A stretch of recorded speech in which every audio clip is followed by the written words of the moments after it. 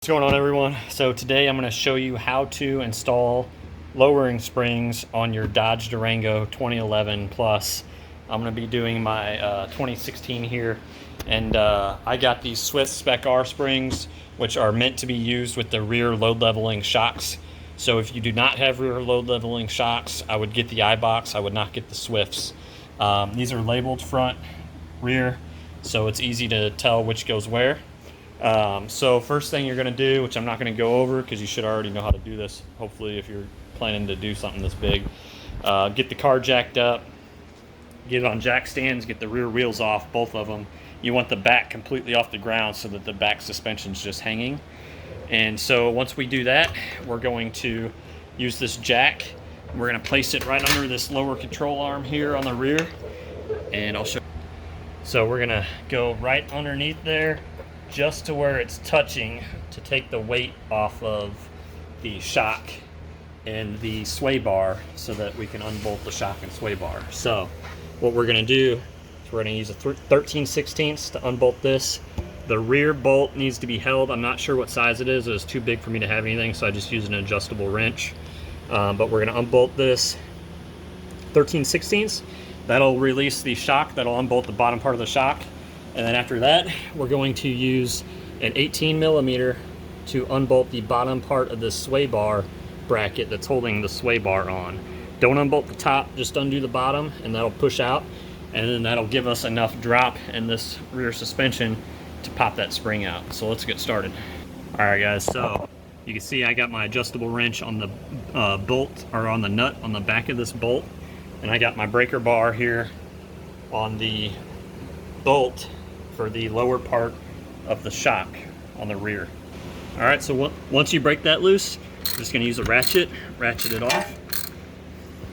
All right, bolt nut slide out of there like that. Now your shock's loose at the bottom, so it's not holding all this on. Now this is where it gets a little different. You need to have an 8mm to hold the bolt here while you turn the 18mm nut, or vice versa. What I do is I get a closed-end wrench, put it 18mm, put it on that nut, and then I use a 8mm on a ratchet to ratchet the bolt to turn this off of there. So here's the setup I got.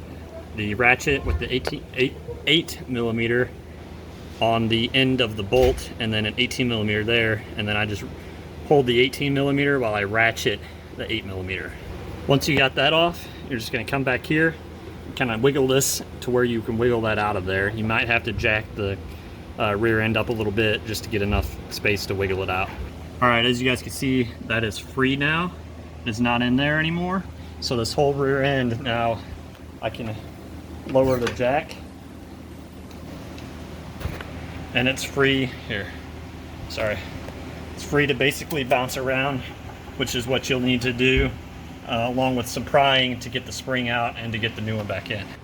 Alright, guys, so we'll take a look at the stock one on the right versus the Swift Spec-R on the left. You can see the Swift Spec-R is a little bit shorter and the coils are more tightly ran, which it's because of the spring rate is a lot higher than the stock ones. So it's kind of a pain, not gonna lie, prying that spring out and then getting the old one back in, but we'll get the new one back in rather. But we'll get the new one back in and wrap it up on the rear. One thing real quick, you will use the original top, whatever you call this, the isolator, spring isolator, and the bottom one. So make sure you keep those and don't tear them up when you're prying the original spring out. Okay, so the easiest way to do this is to get the bottom spring in first. Your top one's out. We're gonna have to slide this under a little part there that sticks out because that's where the spring sits in. You know, I will say this, you're gonna need help with this. You're gonna need someone pushing this assembly down while the other person is pushing this spring in to get it locked into place there. And it is a little bit tough, but it is manageable. All right, guys, spring is in there. It's all set into place.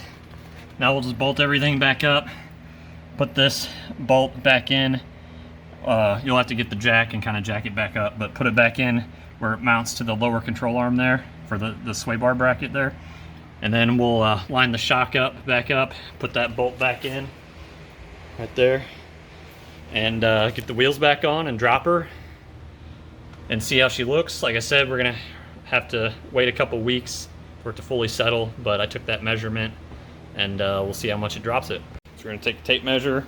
We're gonna see what the measurement is here on the rear before we do the springs, and then we'll do an after measurement a couple weeks after, let everything settle, just so you know what the drop is. Alright guys, so from the ground up, we're looking at about 32 and almost 33 inches, 32 and 3/4 maybe. 33 inches or so. We'll just say 33 inches. It's pretty dang close. So we'll say 33 inches from the ground to the... Alright guys, so car's on the ground now. Everything's torqued back. And if you remember, we were at 33 inches before I did the lowering springs, and this is directly after. So we're at 32, little under 32 inches actually. 31 and 3, I don't know, I'd say 31 and a half there. So that's a 1.5 inch drop, and I feel like it's gonna settle some more after I drive it around a little bit. So already right after installing the springs and putting the car back on the ground, we're at 1.5 inch drop. And if most of you know, when you jack a car up and put it back down, it's gonna sit a little higher because everything's, you know, uncompressed, and then once you drive it around, it'll compress back down and sit lower. So we're gonna wait a week or so and then come back and see what this measures.